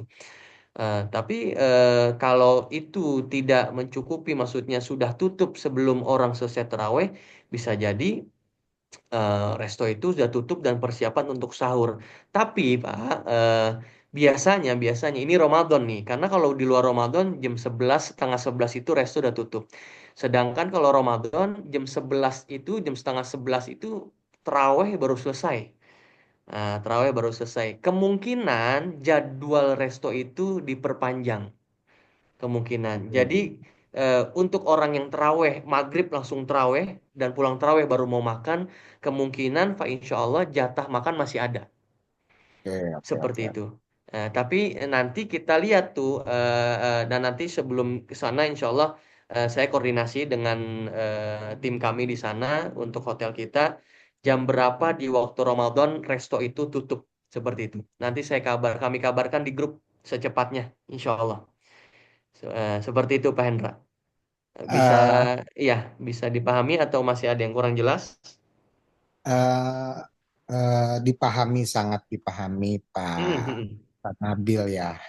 Ya, Eh, Gini, eh, kata orang, saya juga belum pernah umroh Ramadan. Saya baru hmm, hmm, umroh hmm. yang biasa. Ini perdana buat saya umroh di bulan Ramadan, Pak Iya, Ustadz. Masya Allah. Jadi eh, saya nih, terutama saya nggak tahu jemaah yang lain. Ini kan Hmm? perut-perut Indonesia nih Pak Ustadz. Iya. Ketika kita buka, oke, Hmm, kita buka pakai apa namanya? Pakai yang ada di Masjid Nabawi atau di Masjidil Haram kurma, gitu. roti, dan sebagainya. Nah, Hmm. oke. Kemudian kita nggak ketemu nasi, kemudian kalaupun hotel masih buka sampai jam 12 mungkin, Hmm, kita hmm, sholat tarawih selesai setengah 11 malam, hmm, kemudian kita baru ke hotel, baru makan. Eh, kalau kondisi seperti itu nggak tahu ya, mungkin banyak jemaah yang bisa kuat seperti itu, atau hmm, hmm. memang harus diisi dulu sama nasi, kan begitu. Iya. Nah, kalau memang kondisi seperti itu, kalau memungkinkan Pak Ustadz, apa bisa dibokin nasi dari hotel sehingga akhirnya Wah, kita bisa kalau mungkin iya. gitu ya, kemudian ada yang Me- mengkoordinir dibawa, nanti jemaah tinggal ambil siapa yang mengkoordinir sehingga akhirnya pas buka puasa selain makan kurma atau hmm. minum air zam-zam atau ada roti, tapi nggak lama setelah itu kita bisa makan nasi Pak Ustadz. Gitu kira-kira. Iya. Iya, terima kasih Pak Hendra. Untuk kalau untuk seperti itu, Pak, kita tidak ada tuh Pak koordinasi seperti itu karena memang jatah-jatah makan sudah semuanya urusan hotel. Ya, Oh, jatah makan sudah urusan hotel, makanya yang mengatur waktu nanti adalah kita sendiri masing-masing gitu. Itulah memang umroh Ramadan memang lebih menantang dan menjadi pilihan kita sendiri nih, mau makan dulu maghrib balik lagi traweh tapi pasti penuh, ya, atau ya, mau traweh langsung makannya nanti gitu, ya, diganjel dulu dengan kebab misalkan gitu, ya. dengan kebab-kebab yang ada. Ya, jadi seperti itu Pak Hendra, mohon maaf untuk koordinat untuk mengkoordinir di box kalau seperti itu belum ada tuh, belum bisa kita juga seperti itu, Ya, oke, oke. Pak Hendra. Jadi kalau memang Iya, kondisi seperti itu kan kita bisa antisipasi. Mungkin iya, di tas kita bawa juga beberapa makanan yang selain makanan mm-mm. dari Masjidil Iya, Haram atau Masjid Nabawi yang ada di iya. situ, kita juga prepare ada di tas untuk makanan buka puasa. Ah, saya mohon maaf, Pak Hendra. Saya biasanya itu kalau saya ya ngandelinnya itu kebab-kebab yang dibagiin di jalan. Itu kebab itu lumayan tuh. Kebab itu ya lumayan buat ganjel sih, meskipun emang Oh, kalau nasi mah orang Indonesia udah makan lontong dua belum sarapan juga, pasti nasi. Roti udah empat belum sarapan juga, pasti nasi dulu. Kalau udah nasi baru sarapan. Tapi oke. kebab yang tadi itu kalau saya antisipasi saya pribadi itu, jadi kebab-kebab yang suka dibagiin tuh nanti di pinggir jalan suka ada bagiin kebab. Nah itu yang saya ambil-ambil tuh, saya bawa ke masjid dah. Habis sholat maghrib saya duduk itu, ya udah makan kebab dah. Lumayan sih, tapi ya pulang Oh, terawih ya makan nambah lagi, nambah lagi dua piring. Seperti itu Pak Hendra. Ya, ya, udah paham. ya. Terima kasih Pak Terima kasih Ustadz. Jadi ya kita Hendra, khusus sama-sama. saya Selamat. ya, khusus saya bisa antisipasi itu. Mm-mm. Makasih ya Pak Ya, Ustadz. sama-sama, Iya, sama-sama Pak Hendra. Hendra. Sehat-sehat terus, Pak. Amin, amin. Ya, Kak, itu di chat ada tuh. Ya, ada dari Ada. Kak eh, Robiatul. Ada izin iya. Ustadz ketika kita sudah berniat ihram, misal ada semut atau nyamuk, kita tidak boleh mematikan ya Ustadz. Iya. Oh, nyamuk semut itu ya binatang ya. Iya. Iya. Iya, terima kasih pertanyaannya. Jadi kalau semutnya yang tidak boleh itu adalah binatang buruan, nggak? Binatang buruan. Kalau semut, nyamuk itu bukan buruan tuh. Ya, itu malah bisa mengganggunya. Kalau semut bakot misalkan yang masuk rang-rang itu bisa mengganggu, ya ya dimatiin atau disingkirkan. nyamuk gitu. Begitu gigit di sini, ya Allah lagi ihram, nggak boleh, tapi dia diemin aja yang gigit badan kita itu. Nyamuknya Aedes aegypti lagi yang DBD. Ya itu kan nggak boleh. Jadi udah tepok aja atau usir gitu, tepok. Itu tidak mengapa ya, boleh.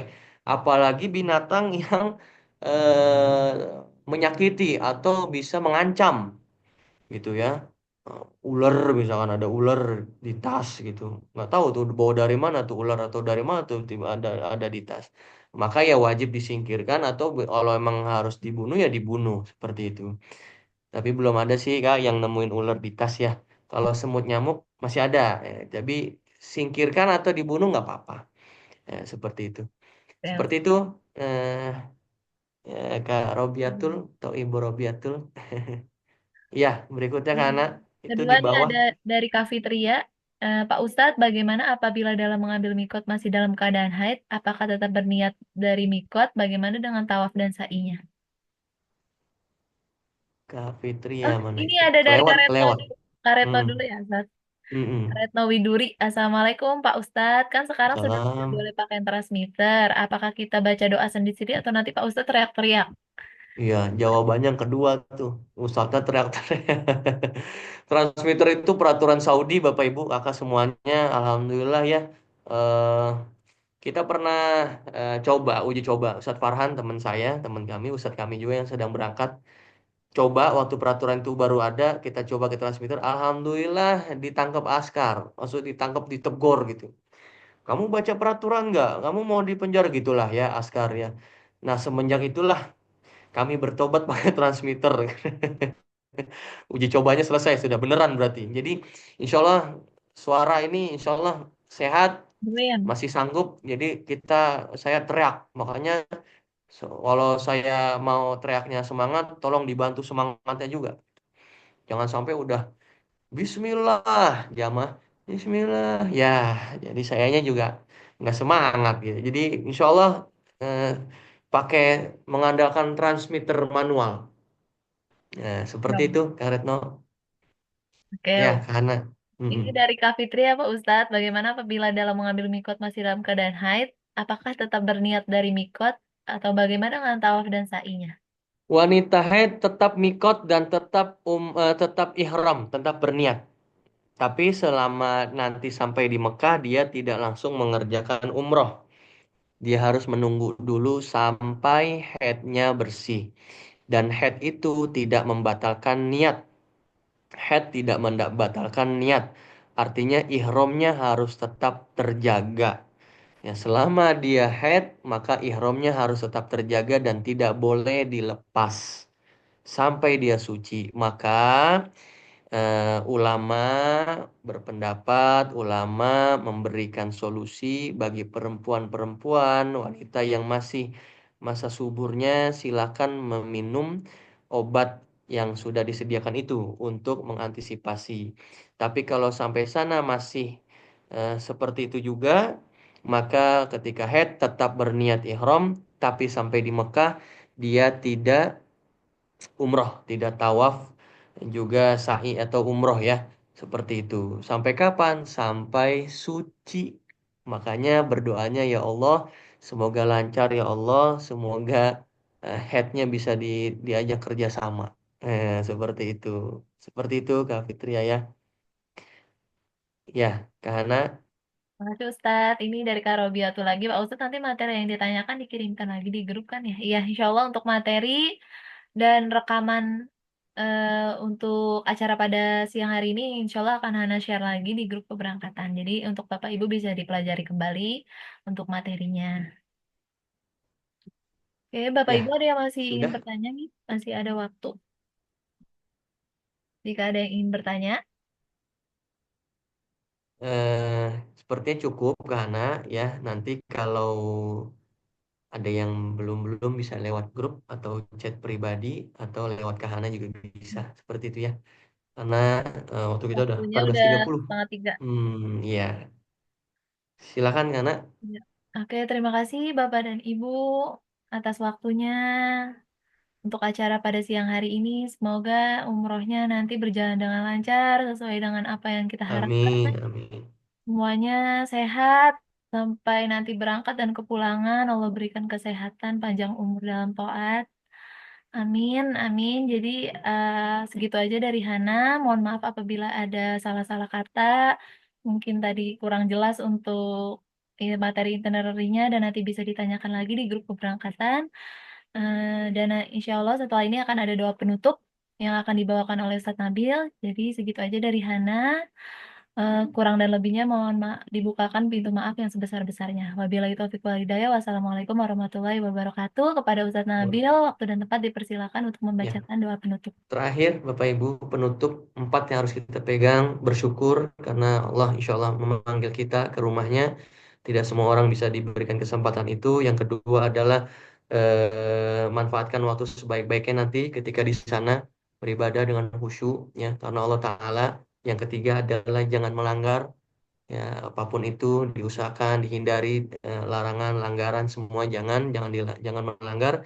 Dan yang keempat adalah tawakal kepada Allah Subhanahu wa taala. Kalau ini sudah dipegang, insya Allah apa yang kita harapkan, apa yang kita inginkan, umroh mabrur Allah berikan. Amin ya robbal alamin. Untuk itu semua, semoga Allah sehatkan kita lahir batin sampai hari H nanti, sampai di sana, sampai pulang nanti dalam keadaan sehat walafiat. Allah berikan kemudahan, kelancaran, keberkahan dalam melaksanakan ibadah umroh dari pergi sampai pulang, pulang dalam keadaan sehat, berkah, membawa umroh yang mabrur, umroh yang makbul. Untuk itu semua, Al-Fatihah. A'udzubillahi minasyaitonirrajim.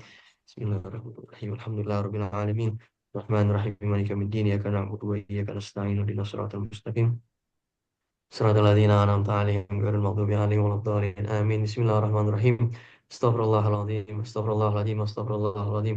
Alhamdulillahirabbil alamin. Allahumma shalli wa sallim ala sayyidina Muhammadin nalu bihi ajrata syarafika wa syarafik. Allahumma fir dzunubana wa liwalidina warhamhum kama rabbawna shighara. Allahumma bihaqil Fatihah mu'azzama bisirih wa karamatiha balik maqasidana ya Allah. Balik maqasidana ya Allah wasfi jami'as kamina. Baligna ilal baitil haram ilal umrah baitil haram wa ziyaratan nabiyina alaihi salatu wasalam.